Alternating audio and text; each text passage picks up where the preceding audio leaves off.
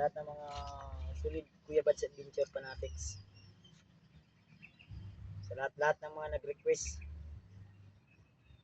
So, ito na po yung hinihintay nyo, tol. Kaya, kahit wala pa tayong sapat na lakas o pahinga, tayo ay sasabak ulit. Tayo ay aakyat ulit. Nang sa ganun ay matulungan natin si Master G. Dahil may mga pinagsamahan din kami noon. At siyempre, nung time na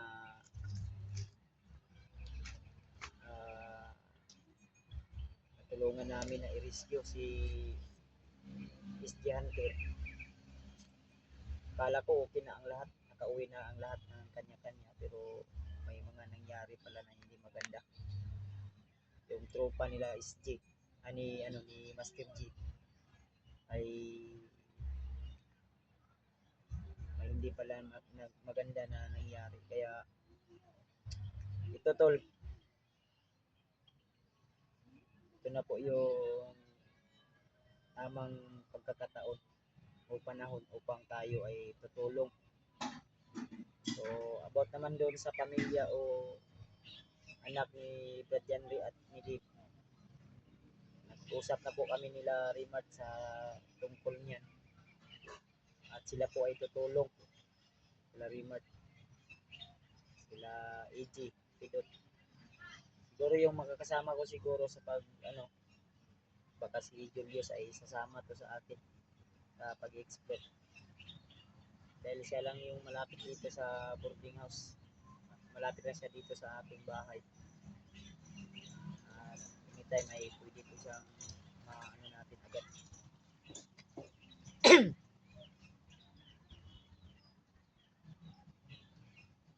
So, masakit isipin, tol. Naiyak yung puso ko dahil sa nakita ko sa kaganapan o nangyari kay Master G. Kaya, tol, pa-share po ng live natin sa araw na ito. So, hindi ako magsasabi kung kailan tayo akyat.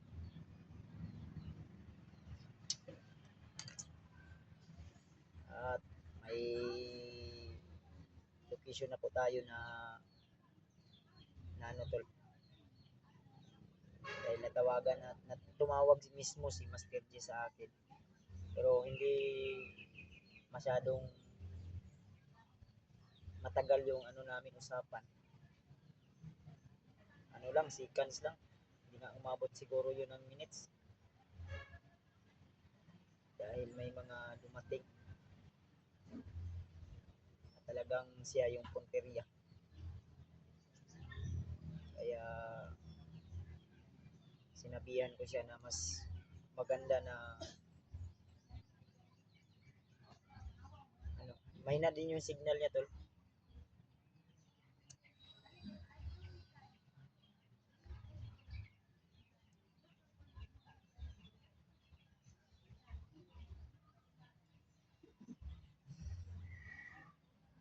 Buti naman napansin nyo kasi kawawa may tusok din.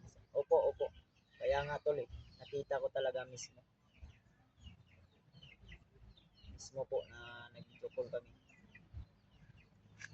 Na talagang hindi maganda yung kalagayan niya. Critical yung sitwasyon niya.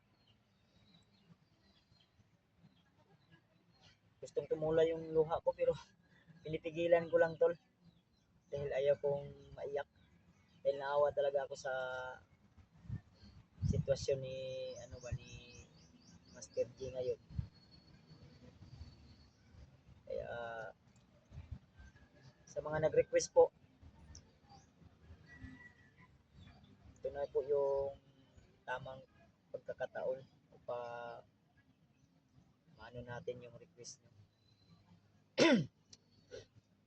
Kaya hiling ko lang ay pagdasal nyo lang ako lagi, tol.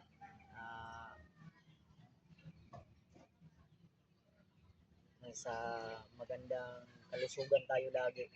sa ganun ay yung mga kagaya nito na nangangailangan ng tulong ay matulungan natin agad. Panibagong pagsubok na naman po ito. Panibagong laban na naman po sa hamon ng buhay. Kaya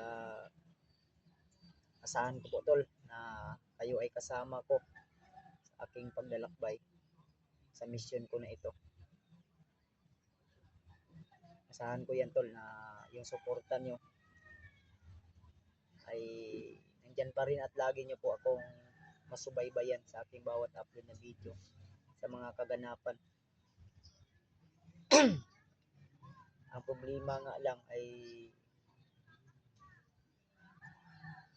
yung maging allowance namin pag-akyat sa bundok namin ni Julius. Kaya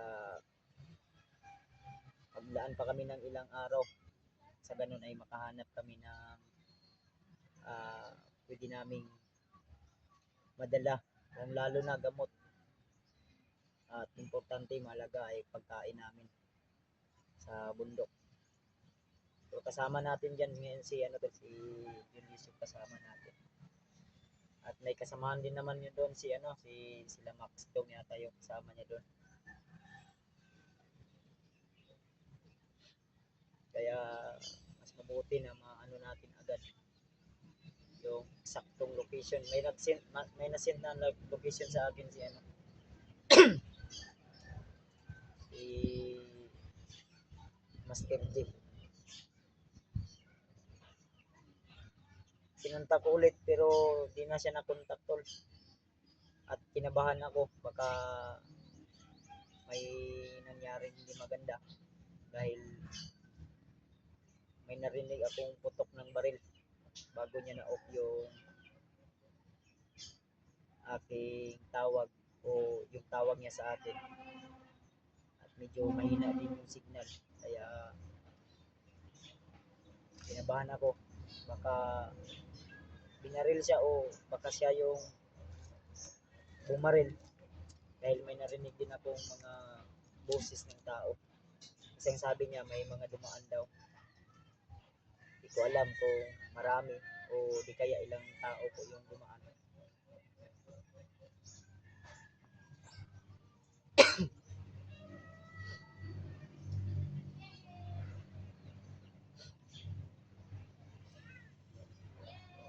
Talagang napakahirap tol pag may mangyaring hindi maganda talaga. Lalo na may sugat. So shoutout sa inyong lahat mga tol. Sa lahat ng mga nanonood ng aking live ngayon. Mga silent viewers, silent Kuya Bads Adventure Fanatics.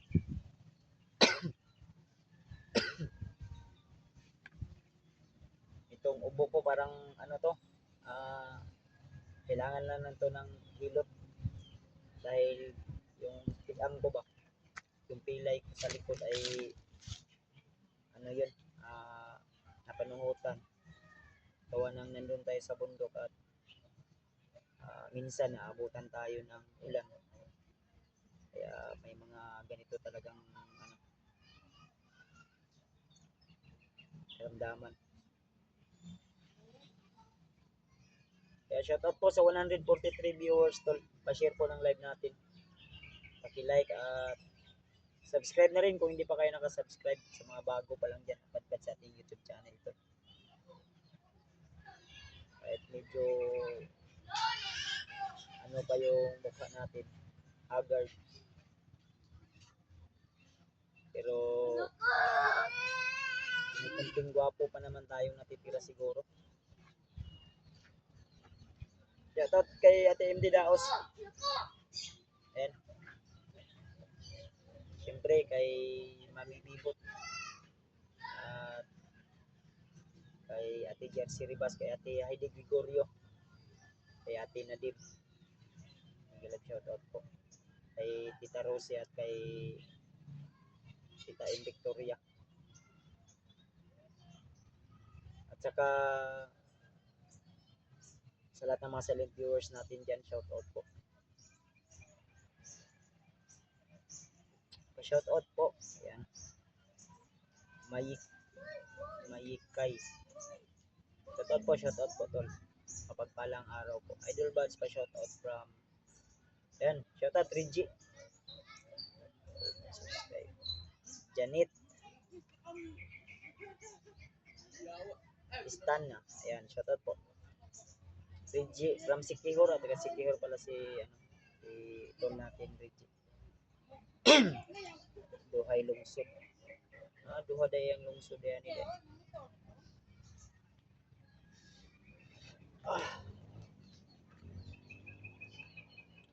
Kaya kung masasabi tol kung kailan tayo magsisimula na pag punta doon sa location na kung saan ay yun po yung nasinat sa atin. Baka makontak nyo po tol si Master J, kontakin nyo po. Pakisabi po na ako po ay tutulong para na rin ay mapanatag din yung ano niya, loob niya. Kasi napansin ko parang walang isang hunter yata ang nag-rescue. Dahil busy rin sa mga exploration nila. Kaya naisip ko at binabalansi ko. Total, yung anak ni Janry at ni Dave ay nandun naman sila. Nandyan naman sila Rimat na maging rescue nila. So,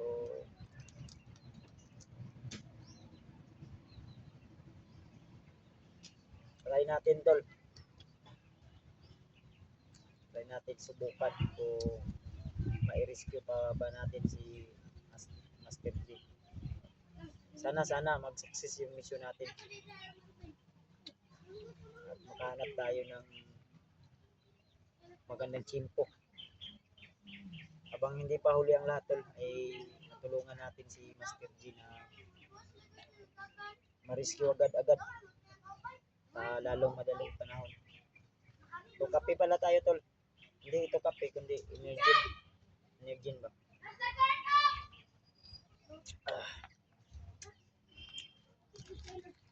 Pag-drivean nyo siya para gapo kayo.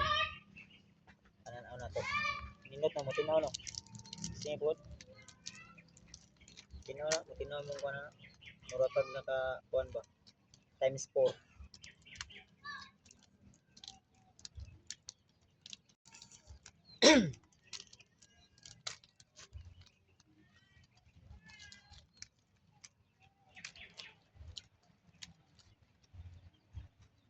Pa-share po ng live tol ha.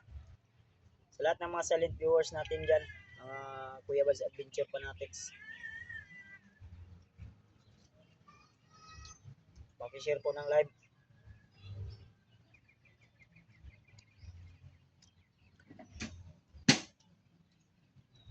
Subukan natin yung commander na nanghunting sa kay Master G.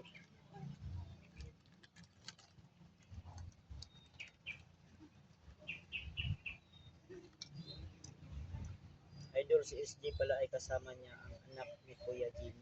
Yun. So, sana makauwi na ligtas si SG. Sa ganun yung ibang mga hunter ay makauwi na rin yung mga nag-rescue na hanggang ngayon ay nandun pa sa bundok.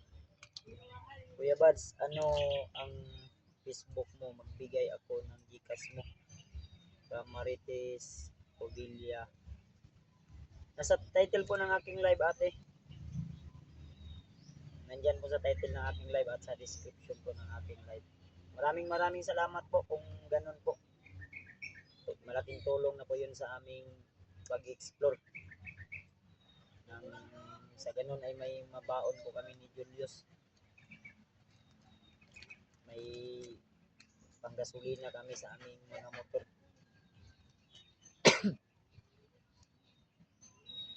Salamat po sa mga nag-share. Si Dilubyo ang tumusok sa hita. Agoy na. Darating din tayo dyan, tol. Sana magkaharap kami ni Dilubyo. Dilubyo. Dilubyo. Para masabi ko sa kanya yung I love you ko. Siyempre, mahalin mo yung kaibigan mo.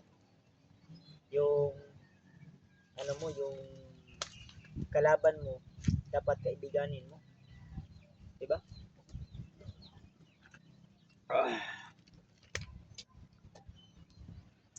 Si Dilubyo, mag I love you ako doon.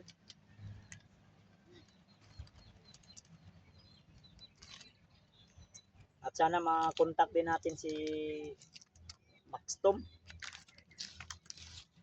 Di ba tol, si Max Tom yung nandun sa area. Sana makontak din natin. Kailangan natin din makadala ng mga first aid gamot na pwede nating once na makita natin si pwede nating pansamantalang bigyan agad-agad ng lunas. Baka yung mabusan ng dugo.